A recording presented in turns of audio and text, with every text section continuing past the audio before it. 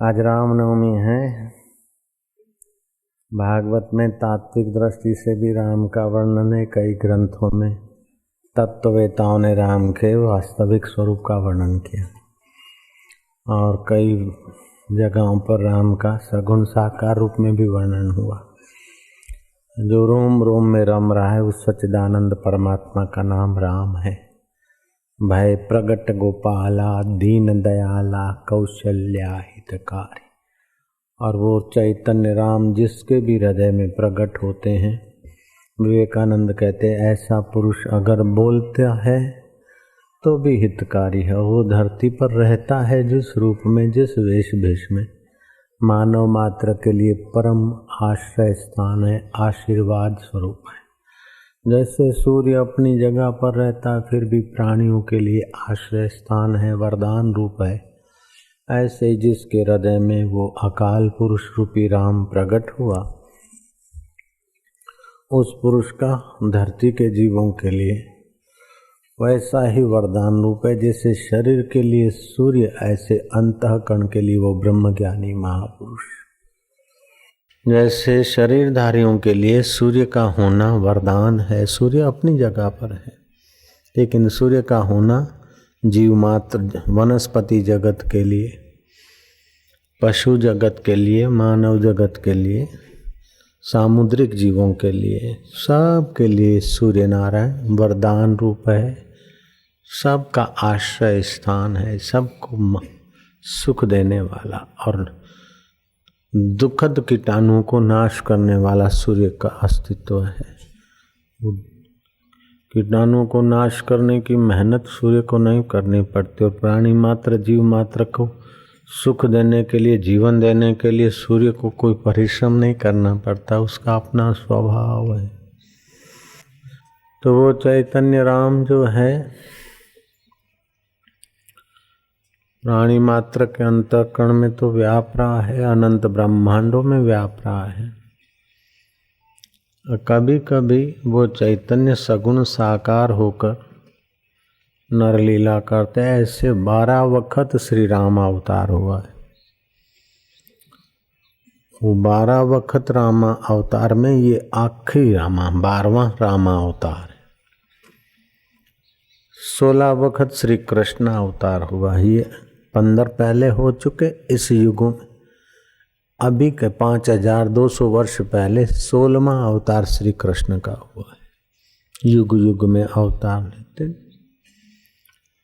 तो 9 लाख वर्ष हो गए इस बार में रामा अवतार को। 9 लाख वर्ष। फिर भी राम मंदिरों में रामनवमी, अन्नकूट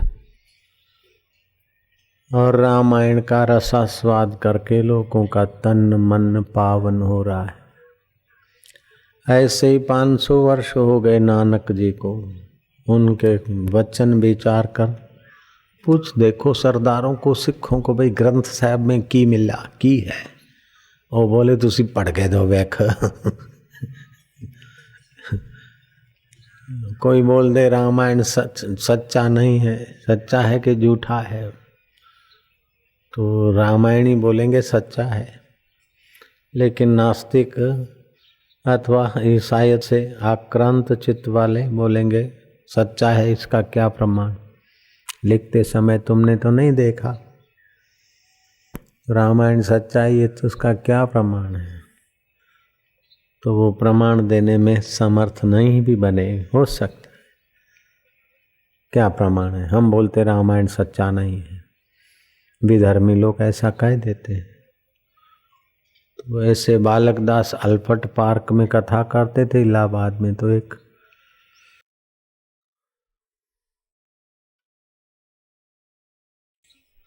श्यामलाल सक्सेना में से बना हुआ सैमुअल जैक्सन पादरियों के चक्कर में आया लड़का। एमए पढ़ा था, पीएचडी कर रहा था और पादरियों के चक्कर में आकर उसने अपना हिंदू नाम छोड़कर ईसाई नाम रखा। हिंदू ग्रंथों के प्रति पादरियों ने उसको विष भर दिया खोपड़ी में। हिंदू भगवानों के लिए, हिंदू संतों के लिए वो जहर भरते, तभी उनके पंथ में लोग, समझदार लोग आते। और जो बेचारे गरीब गुरबे हैं वो प्रलोभन से उनके इस आयत में आते हैं। तो वो एमए पढ़ा था, पीएचडी कर रहा था, तो पादरियों के चक्कर में आया तो हिंदू धर्म की ग्रंथ साहिब की, रामायण की, गीता की निंदा करने लगा। वे लोग तो खुलेआम भाषण में कहते हैं कृष्ण भगवान सच्चे नहीं, गीता सच्ची नहीं, रामायण सच्चा नहीं, ग्रंथ साहिब सच्चा नहीं। लेकिन ग्रंथ साहिब सच्चा नहीं वो जल्दी नहीं बोलते, देखते सरदारों के डंडे जोरदार है। बाकी के जो हिंदू है उनके पास डंडा होता ही नहीं, वो बेचारे हाथा जोड़ी करते, तो बाकी के लोगों को बोल देते। लेकिन सरदार हिंदू है, हिंदू और सरदार बाहर की आकृति अलग है। जो सरदार हिंदू नहीं है वो सरदार भी नहीं हो सकता है। जयराम जी की पहले हिंदू है बाद में सरदार है, जयराम जी की। ऐसे ही पहले हम हिंदू हैं बाद में सिंधी, पहले हम हिंदू हैं बाद में हम मारवाड़ी, पहले हम हिंदू हैं बाद में असी पंजाबी और मोना टोना हो। जयराम जी की खंडेलवाल और अग्रवाल तो पहले तो हम हिंदू है, और हिंदू होने के पहले भी हम मनुष्य, और मनुष्य होने के पहले हम जीवात्मा है। जीवात्मा था तभी मनुष्य शरीर में आए, और जीवात्मा होने के पहले हम देखो सब आदमी को बाहर मत बताना, मैं प्राइवेट बात बता देता हूँ। जीवात्मा होने के पहले हम परमात्मा हैं। जयराम जी की मूल में हम परमात्मा का सनातन अंश है। 4 अंतःकरण, 10 इंद्रियां, 5 भूत, ये 19 तत्वों में जो परमात्मा का चेतन है वो आया और उसने जीने की इच्छा की तो नाम पड़ गया जीव। अब जयराम जी बोलना पड़ेगा।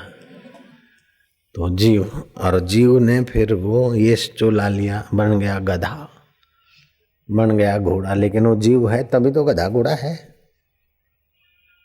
ऐसे ही उस जीव के आकृति मनुष्य की हुई तो बन गया मनुष्य, और मनुष्य में फिर मानवी मन ने वैरायटियों की कल्पना की। खंडेलवाल क्या रे, खंडेलवाल, अग्रवाल, सिंधी, सिंध प्रदेश में रहे तो कल्पना हो गई सिंधी, मारवाड़ में रहे मारवाड़ी, और ये परगना मारवाड़ है, ये भी मानवी कल्पना है। ये इलाका मारवाड़ है, ये उत्तर प्रदेश है, तो ये भी मानवी कल्पना है। आपके चैतन्य के बिना आप ये कल्पना नहीं कर सकते। उस राम रोम रोम में जो रम रहा है उस परमेश्वर के बिना आप कल्पना नहीं कर सकते। आप बताओ पूर्व किधर है? बोले बाबा जी इधर है, पूर्व इधर है। अच्छा तो मैं आपसे किधर को बैठा हूँ? बोले बाबा आप उत्तर में बैठे। मान लो पूर्व इधर है तो मैं आपसे किधर बैठा हूँ? बोले उत्तर में।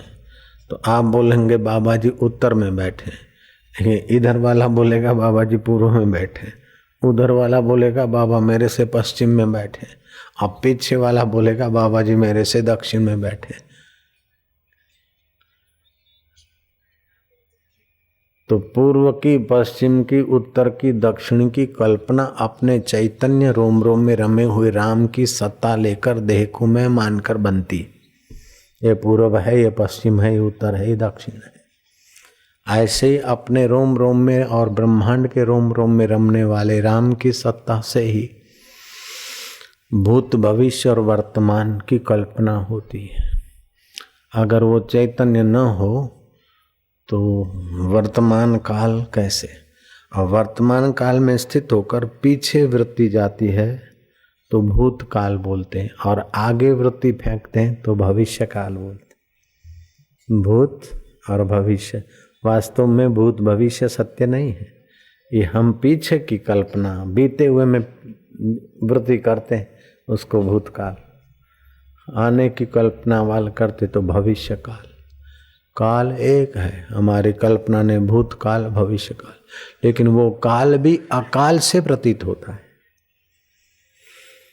वो काल समय भी अकाल उस राम से सिद्ध होता है। समय से राम की सिद्धि नहीं होती, राम से समय की सिद्धि होती। अभी 6:10 हुए, तो हम आए थे तो 6 में 2 मिनट कम थे। तो जिसने 6 बजे को देखा वही 6:10 को देख रहा है। 6:10 को जो देखा वो 6:10 में से अब आधा मिनट चला गया। 6:10 हुए तो 10 चले गए, 10:30 गए, अब 6:11 हुए तो 10 चले गए, 11 भी चले गए। तो जिसने 6 को देखा उसने 6:10 को देखा, उसने 6:30 को देखा, उसने 7 को देखा। तो ये काल भी जिसकी सत्ता से दिख रहा है बदलता हुआ, वो अबदल आत्मा राम मेरा आत्मा है। तो वो आत्मा राम एक रस है, अबदल है। लेकिन ये शरीर और दशरथ के घर प्रकट हुआ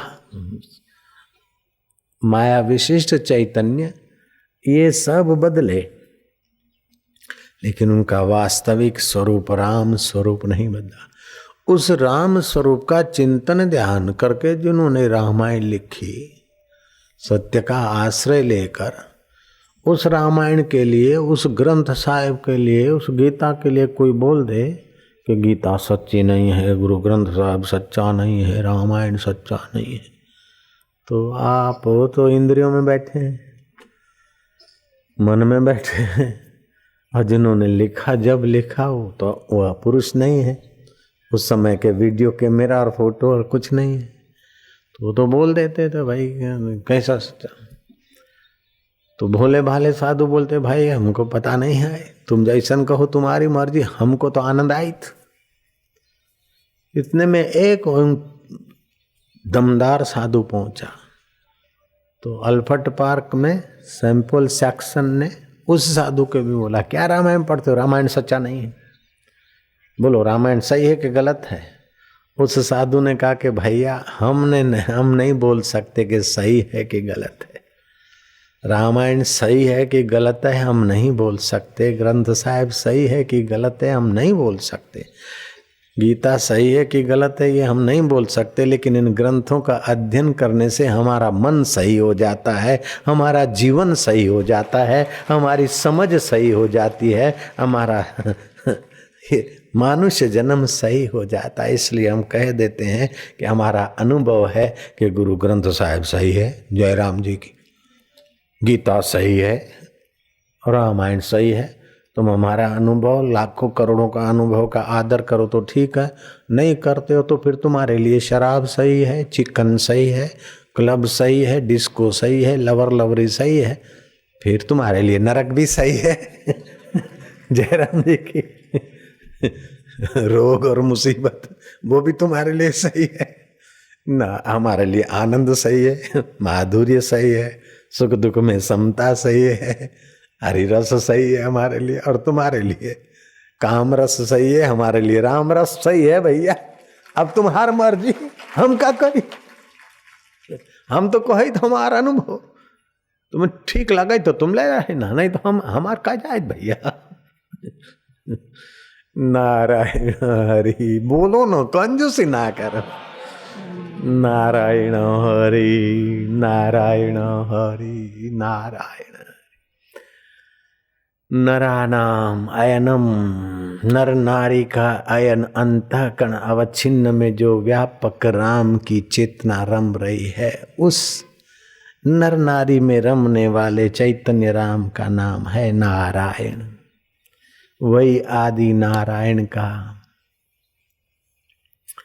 स्वरूप सर्वव्यापी परब्रह्म परमात्मा चतुर्भुजी नारायण होकर शेषशय्या पर भी विराज रहे, अपने स्वरूप में विश्रांति पार।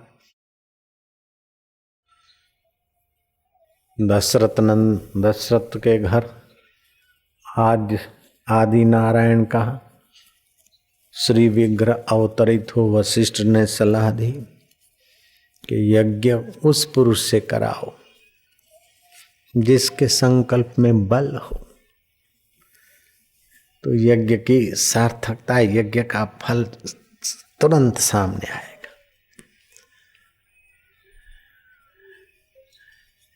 एक व्यक्ति कह दे कि ऐसा करना चाहिए, वो चपरासी है, ऐसा होना चाहिए, वो 10 सिग्नेचर कर दे, उसकी इतने सिग्नेचर की कीमत नहीं होगी उसके कहने की। कि राष्ट्रपति या प्राइम मिनिस्टर पद पर बैठा हुआ व्यक्ति बोलता है तो उसकी कीमत हो जाती है। तो जितनी ऊंचाई पर होता है उतना उसके संकल्प का बल होता है। तो श्रृंगी ऋषि से यज्ञ कराए। श्रृंगी ऋषि का कैसा जीवन था कि उसके बाप ने, ऋषि ने अपने बेटे को ऐसे रखा था आश्रम में कि उसको पता ही नहीं था कि स्त्री क्या और पुरुष क्या, काम विकार क्या। वो गाय का दूध, सुबह गाय का दूध, दोपहर को फल, शाम को गाय का दूध। लोग फल और दूध खाते हैं, आयुर्वेदिक के जानकार बोलते हैं विपरीत आहार है, वो देर सबेर बीमारियों का घर पैदा करेगा। खिचड़ी और दूध खाते हैं, अगर खिचड़ी और दूध खाते तो खिचड़ी में नमक नहीं होना चाहिए, रोटी और दूध खाओ तो रोटी में नमक नहीं होना चाहिए, नहीं तो विपरीत आहार है। वो ऋषि लोग जानकार थे, सात्विक शुद्ध आहार देते थे। सुबह ध्यान, दोपहर को ध्यान, सुबह ध्यान और संध्या, दोपहर को ध्यान और संध्या प्राणायाम, शाम को ध्यान और संध्या एकांतवास है। तेजस्वी महापुरुष ने अपने पुत्र को भी उस एकांत अरण्य में ऐसा योग से संपन्न कर दिया कि वशिष्ठ जी ने एहसास किया कि मेरे सामर्थ्य से भी श्रमिक ऋषि के पुत्र श्रृंगी समर्थ है। तो उनका आना जरा कठिन है, आएंगे जल्दी नहीं, उनको लाने के लिए कुछ लीला करनी पड़ेगी, उनको थोड़ा नीचे लाना पड़ेगा तभी आ पाएंगे। तो वो व्यवस्था हुई, राज्य सत्ता के पास तो सारे लोग सामग्री था। तो मैंने सुनी कहानी महापुरुषों कि कुछ महिलाएं गई और जहां श्रृंगी विचरण कर रहे थे ब्रह्मचारी, उन महिलाओं ने कहा कि लो ये भोजन, ये पकवान। बोले क्या पकवान क्या होता है? ये भोजन क्या होता है? क्योंकि वो तो दूध, पवित्र दूध अपने आप में फुल आहार है, दूध संपूर्ण आहार है। मेरे मित्र संत नारायण बापू वर्षों से, कितने 25-30 वर्षों से तो मैं देखता हूं उनको, मेरे गुफा में हम साथ में रहते थे तब भी दूध पीते थे। नारायण जन्मा नहीं था तब का हमारा उनसे परिचय, नारायण 24-25 साल का हो गया, तो पैदा ही नहीं हुआ था तभी के वो मेरे दोस्त मित्र हैं संत। तो क्या समझता है? नारायण तो मेरा दोस्त है, मित्र है। तू बेटा होके नारायण आया है, जयराम जी की। नारायण नारायण न हो, बाप भी नारायण है, मित्र भी मेरा नारायण है, पुत्र का नाम भी सबका बाप आपका मेरा वो भी नारायण ही है। नारायण नारायण, मित्र संत भी मेरे नारायण है और पुत्र नारायण। अजामिल का बेटा का नाम नारायण था, मरते मरते नारायण बोला तो अकाल मृत्यु टल गई। नारायण नाम की ऐसी महिमा है। नारायण नारायण बोलो ना, नारायण नारायण नारायण नारायण।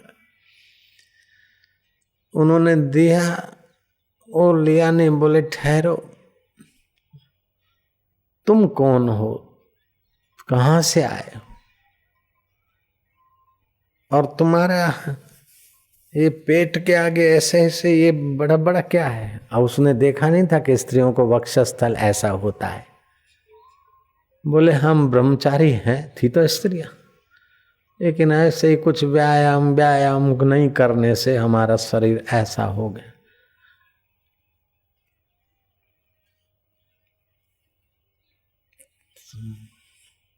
तो बोले तुम्हारे बाल ऐसे कैसे, ये कैसे, ये कानों में ये कैसे?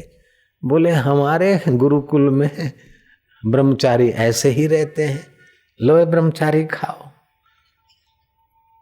तो इस प्रकार श्रृंगी ऋषि जो विकारी जगत से, स्त्री जगत से अनजान थे, ऐसे ब्रह्मचर्य के बल से बलवान, तो उनके संकल्प में बल आना स्वाभाविक है। उनको रिझा विझा के यज्ञ कराया गया। तो उस यज्ञ का इतना प्रभाव कि महाराज यज्ञ पुरुष खीर का कटोरा ले आए। आधी खीर माँ कौशल्या जी ने खाए, बाकी का चौथाई सुमित्रा कई वही यज्ञ पुरुष का दिया हुआ और शुभ संकल्पों से संकल्प किया हुआ। वशिष्ठ जैसे महापुरुष का संकल्प, वैदिक विधि, चैतन्य तो सब में है, लेकिन दशरथ नंदन के यहाँ जो प्रकट हुए वो आदि नारायण में जो चैतन्य वही सर्वत्र चैतन्य। ऐसा नहीं कि विष्णु भगवान वहां गद्दी छोड़कर यहाँ प्रकट हुए। तत्व दृष्टि से तो जहाँ विशेष चैतन्य प्रकट होता है वहां बोलते भगवान है, सामान्य चैतन्य है तो जीव है, अल्प थोड़ा कम विकसित है तो बोले पशु है। कभी कभी मनुष्य को अरे इसको छोड़े तो पशु जैसा, इसमें बुद्धि नहीं है। चैतन्य तो वही का वही, लेकिन प्रागट्य कम है तो बोले बुद्धू है। चैतन्य तो वही का वही, हमारे केंद्र थोड़े कम प्रकट होते, कम विकसित होते तो वो छोटा आदमी हो जाता है, कुछ ज्यादा विकसित होते तो बड़ा आदमी हो जाता है, और ऊंचे केंद्र विकसित होते उस चेतन की चेतना ज्यादा। अरे बोले तो महापुरुष है, तो गुरु जी है, तो भगवान है। अरे बाबा गुरु जी के रूप में हमारे को तो साक्षात भगवान मिले। तो भगवान तो सर्वत्र है, लेकिन उसका प्रागट्य कबीर जी ने ठीक कहा है, सब घट मेरा साइया, सब घट मेरा साइया, खाली घट ना को, खाली घट ना को, बलिहारी वा घट की, बलिहारी वा घट की, जा घट प्रगट हो, जा घट प्रगट हो। कबीरा कुआ एक है, कबीरा कुआ एक है, पनिहारी अनेक, पनिहारी अनेक, न्यारे न्यारे बर्तनों में, न्यारे न्यारे बर्तनों में, पानी एक का एक, पानी एक का एक, हरि हरि ओ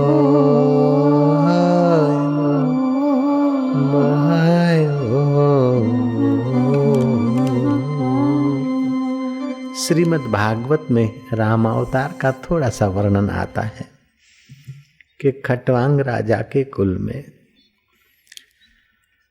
रघु राजा और दशरथ राजा हुए, और दशरथ ने यज्ञ करवाया। दशरथ नंदन श्री राम। तत्ववेताओं ने उस राम का वर्णन किया है, शांतम शाश्वतम प्रमेय मंतव्य, निर्वाण शांति पदम, ब्रह्म शंभु फणीन्द्र, शेषम मनीषम, वेदांत वेद विभुम, राम्याख्यम जगदीश्वरम, सुरगुरुम माया मनुष्यम हरिम, वंदे अहम करुणाकरम रघुवरम भूपाल चूड़ामणिम। वो परब्रह्म परमात्मा राम रूप में अवतरित हुए खटवांग के उस रघु राजा के कुल में दशरथ नंदन होकर जो साकार श्री विग्रह में दिख रहे हैं, वो कैसे हैं? बोले मूल स्वरूप में वो हैं शांत सनातन। वो कब के हैं? बोले कोई पता नहीं, लाख वर्ष, 9 लाख वर्ष, 9 करोड़ वर्ष, अरब खरब वर्ष नहीं, बोले वो सनातन। ये बात नानक जी के ब्रह्म ज्ञान के अनुभव से एक कर लो। आद्य सत्य, आद जुगाद सत्य, जुगों से है भी सत्य अभी भी तुम्हारे दिल की धड़कनें चला रहा है। नानक हो से भी सत्य। वो शांतम सनातनम अप्रमेय, प्रमाणों से पर है वो। शांतम सनातनम अप्रमेय निष्पाप मोक्ष रूपम परम शांति। मोक्ष रूप और परम शांति देने वाले वे जो ब्रह्म है, शंभु और शेष जिनसे निरंतर सेवित, शंभु और शेष जैसों से निरंतर जो सेवित है, वंदनीय, वेदांत द्वारा जिन जो जानने योग्य है, वेदांत के ज्ञान से ही उस राम के असली रूप को जान सकते। माया रूप को तो धोबी ने भी देखा था और सुरपंखा ने भी देखा था, और सुरपंखा बोलती आई लव यू तेरे की। जो शांत सनातन ब्रह्म है उसको सुरपंखा देती और काम विकार उत्पन्न होता है, तो सुरपंखा ने राम को नहीं देखा, राम के बाह्य विग्रह को ही देखा है। जय राम जी की। और वो भी अपनी छोटी नजर से देखा है। शबरी ने राम के तत्व को भी देखा है और अपनी शुद्ध भावना की ऊंची नजर से भी देखा है। राम का साकार दर्शन का भी आनंद शबरी ने पाया और राम के तत्व को भी वो जान चुकी थी गुरु जी के कृपा प्रसाद से।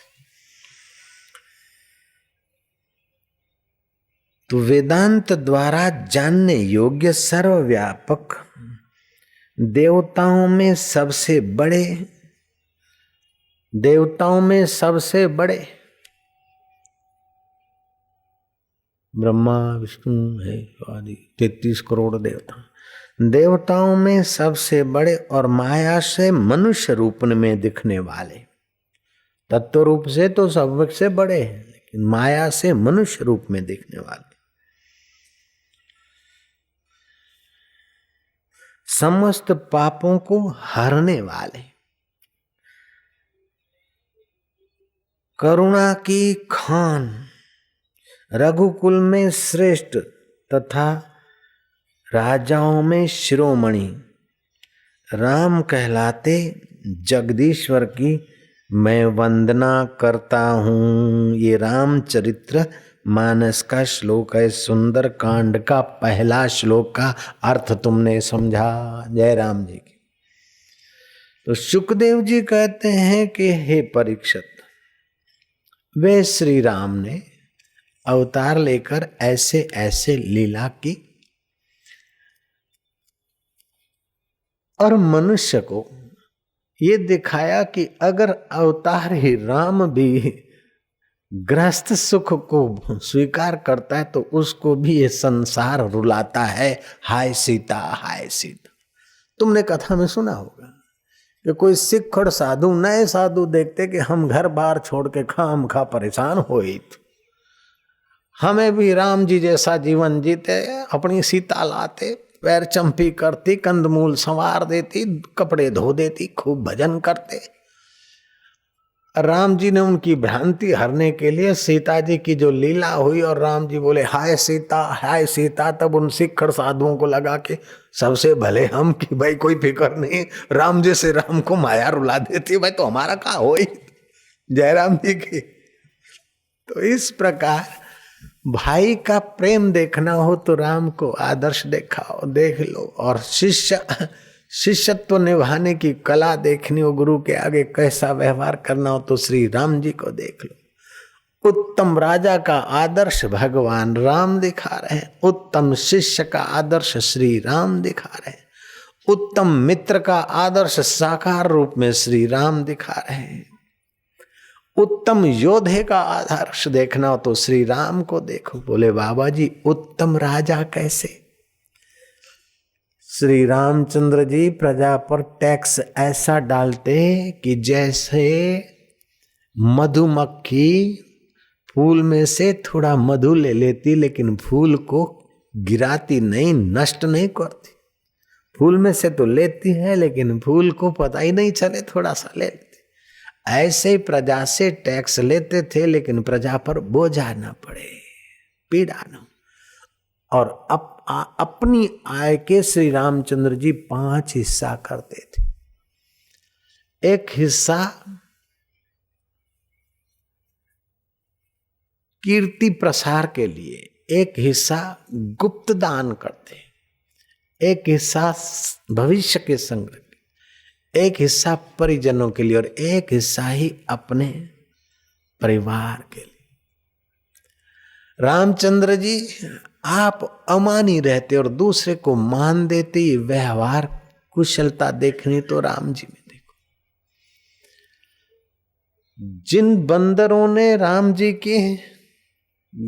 ने रावण के राक्षसों को मौत के घाट उतार दिया, जिस राम जी के प्यारे हनुमान ने रावण की लंका उजाड़ दी,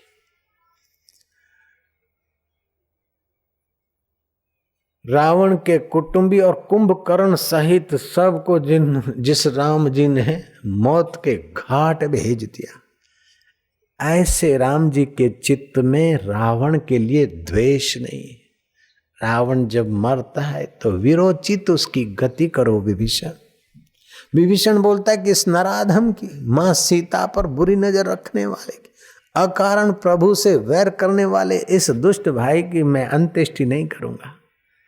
तब श्री राम जी कहते कि भाई जब तक वो था, शरीर था, वैर जैर था, अब क्या उसका परलोक सुधरे इसलिए तुम करो। मेघनाथ के लिए अपने तन का वस्त्र उतार कर देते कि इस तरह इसके शव को न ले जाओ, ढक कर ले जाओ, वीरोचित इसकी गति करो। और जिस रावण का सब उजड़ गया उस रावण के पास लक्ष्मण गए। लक्ष्मण पहले गए श्री राम जी के पास के रावण का मृत्यु हुआ, अब प्रभु उत्सव मनाते होंगे, प्रसन्न रहे होंगे। तो श्री रामचंद्र जी थोड़े उदास महसूस हुए। लक्ष्मण बोलते प्रभु आज तो उत्सव का दिन है, आप क्यों उदास हो।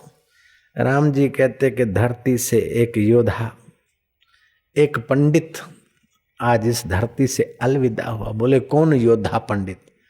बोले लंकापति रावण। उसके लिए प्रभु आप लंकापति रावण योद्धा और पंडित कह रहे हैं, वो तो महा नीचे ऐसा था। राम जी कहते हैं कि पर स्त्री हरण के बड़े अपराध के सिवाय बाकी उसमें गुण भी तो थे। शत्रु में भी गुण देखने वाले श्री रामचंद्र भगवान की जय। और शत्रु भी जिनकी मृत्यु के समय घोर शत्रुता, जीवन भर शत्रुता रखने वाले रावण मृत्यु के समय जिनकी प्रशंसा किए बिना नहीं रहते हैं, ऐसे रामचंद्र जी का अवतरण दिवस आज रामनवमी है। भय प्रगट गोपाला दीन दयाला कौशल्या हितकारी। ये तो अपनी जगह पर ठीक है, लेकिन प्राणी मात्र के हितकारी, मनुष्यता के हितकारी, मानवता के हितकारी। रावण को कैसा होता होगा, कटी भुजाएं और नाभि में तीर की पीड़ा और मृत्यु की घड़ियां गिन रहा है, आखिरी श्वास ले रहा है लंकेश। शवों को लांघते पहुंचे लंकेश के अर्धमृतक तन के आगे। लक्ष्मण ने कहा कि लंकेश, रामचंद्र जी तो उत्सव नहीं मना रहे हैं, रामचंद्र जी तो कह रहे हैं कि एक पंडित, एक योद्धा धरती से जा रहा। लंकेश के आंखों में आंसू आया, वो कटी हुई भुजा खींचते खींचते दोनों हाथ जोड़ा। बोले लक्ष्मण तभी तो वो श्री राम है, मेरा उनके चरणों में प्रणाम है। जिसके दूतों ने लंका उजाड़ दी, अपने राक्षसों को मार दिया, कुल को खफे धफे कर दिया, और जिसके तीक्ष्ण बाणों ने भुजाएं काट दी, सिर काट के धरती पे गिरा दी। ऐसे श्री राम के लिए लंकेश कहता है वो श्री राम है, उनको मेरा प्रणाम है। कैसी है भारतीय संस्कृति और कैसी है ये रामायण और भागवत और ग्रंथों की सच्चाई कि श्री रामचंद्र जी की बात कुछ 19-20 है तो वो भी प्रकट करते कि राम जी सीता के लिए रुदन कर रहे थे। दूसरे कोई धर्म ग्रंथ वाले होते तो इस बात को दबोच देते। जयराम जी की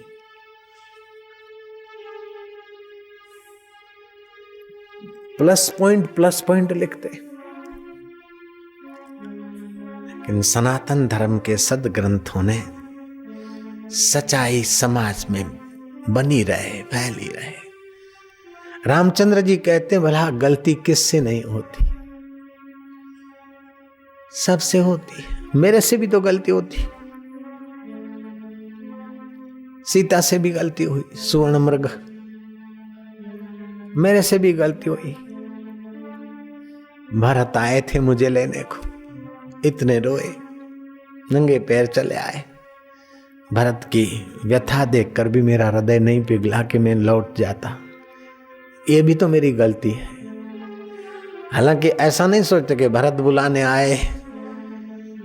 सीता जी जब चरण चंपी करती थी अयोध्या में तो प्रभु के चरणों को कहीं मेरे कठोर हाथ पीड़ा न दे, बहुत संभल संभल कर चरण चंपी। वही कोमल कदम दंड का अरण्य में छिल छिल कर ऐसे हो गए कड़े कि लक्ष्मण और बाद में हनुमान उनको धमाधम चरण चंपी करते थे। वही राम जी को ऐसा नहीं लगा कि हाय अयोध्या का सुख छोड़कर यहाँ कहाँ दुखी हो रहे।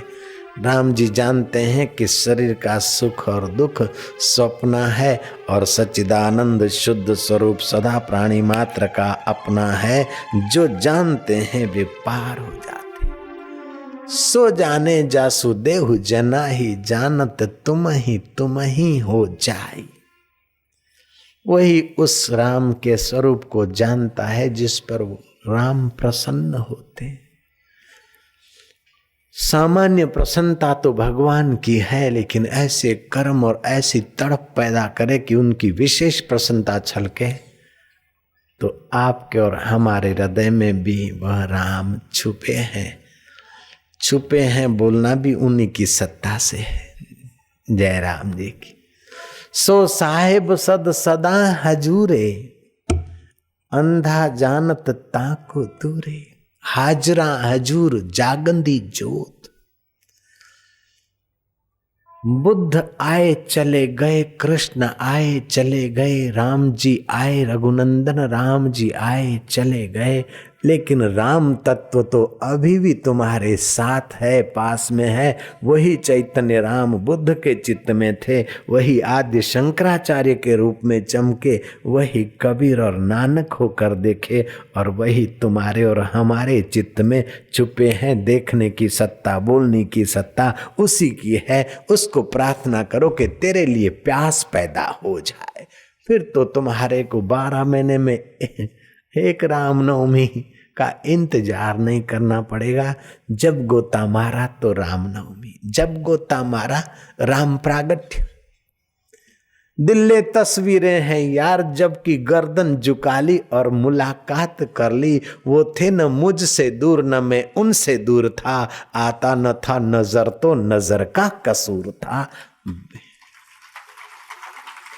वे ब्राह्मी नजर देने वाले मिल जाए, कोई ब्रह्मवेता मिल जाए तो हमें तड़फ नहीं है। तो फिर सुरपंखा को भी ब्रह्म स्वरूप ब्रह्मवेता राम जी मिले थे, शाकुनी को भी कृष्ण मिले थे, दुर्योधन को भी कृष्ण मिले थे। हनुमान जी ने राम जी का जो लाभ लिया, अष्ट सिद्धि 9 निधि के मालिक हनुमान जी, उन्होंने भी राम जी की सेवा करके राम तत्व को पाकर अपना वो महिमावंत स्वरूप जाना। हमारे पास 4 आश्रम हो गए, 4 फैक्ट्रियां हो गई, 4 मकान दुकान हो गए, हम उसी में खप जाते। पूरी पृथ्वी का राज अथवा चक्रवर्ती राज्य किसी को मिले उससे भी अष्ट सिद्धि और नौ निधि वाला ऊंचा है। जयराम जी की है कोई हनुमान जी की बराबरी करने वाला कोई प्रेसिडेंट विश्व में? अमेरिका का प्रेसिडेंट हनुमान जी की बराबरी कर सकेगा कि दुनिया के कोई भी प्रेसिडेंट है हनुमान जी की आगे खड़े रह सकते हैं? उनकी बराबरी में कंपैरिजन में आ सकते क्या? भाई हनुमान जी बड़े के प्रेसिडेंट बड़े सोचना ही बेवकूफी है। ऐसे हनुमान जी को भी राम तत्व जानने के लिए राम जी के शरण जाना होता है। तो आप हम उस राम के शरण साकार शरण भी जा सकते हैं भावनाओं से, और निराकार शरण तो तुम्हारे चित्त में वो है। नारायण हरि मधुर मधुर नाम हरि हरि ओम पावन पावन।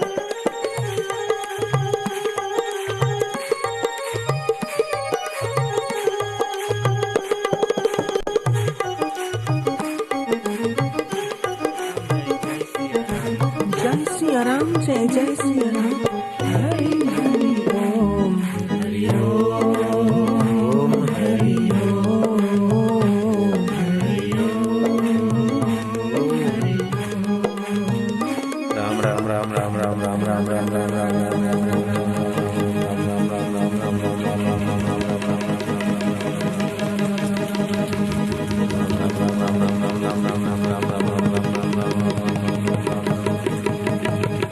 आज रामनवमी है।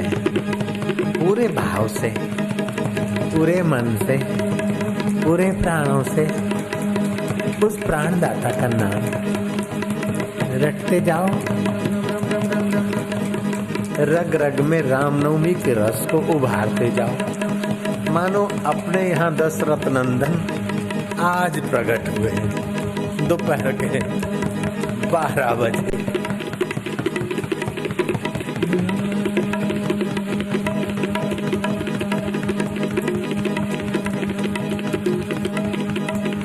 राम राम राम राम राम राम राम राम राम राम।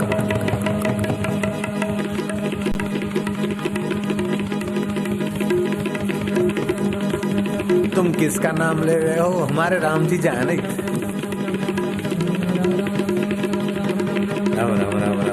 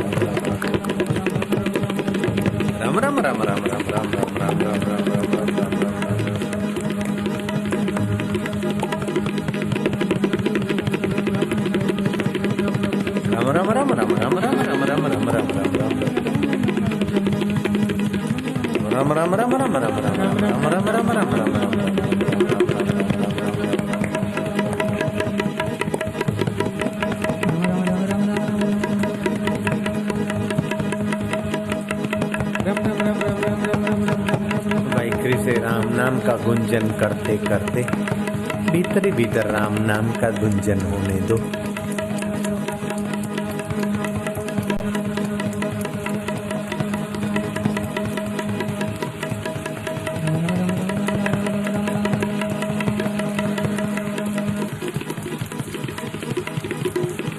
तुम्हारी रग रग पावन हो रही है राम नाम के उच्चारण से।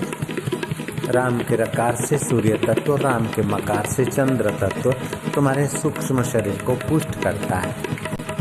जैसे सूरज और चंदा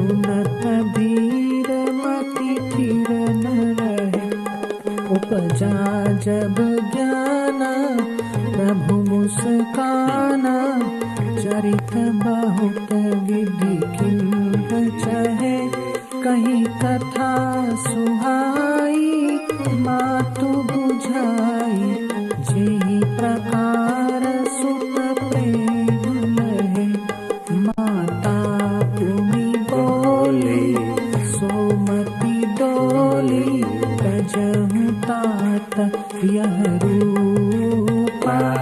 की जय शिशु लीला अति प्रिय लीला, यह सुख परम अनूपा। यह चरित जे गावहि, हरि पद पावहि, तेन परहि भवकूपा। भय प्रगट कृपाला दीन दयाला, कौसल्या हितकारी। जय हो।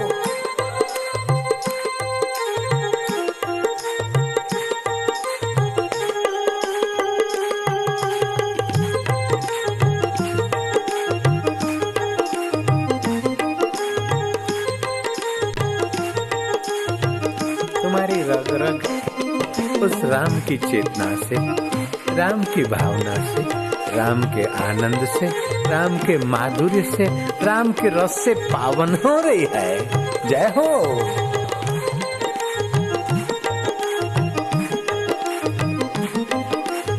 ये पागलों की महफिल है। गल को पाले के कैसे रामनवमी अपने चित्त में होती। रोज रामनवमी हो सकती है तो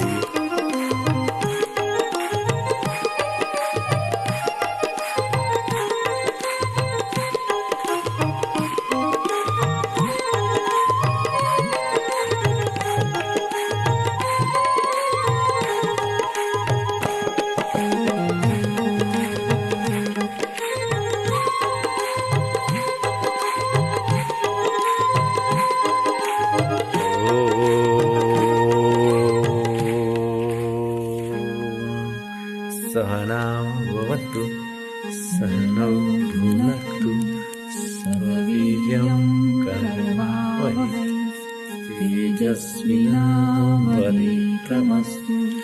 मा विद्विषावहै। ओम शांति शांति।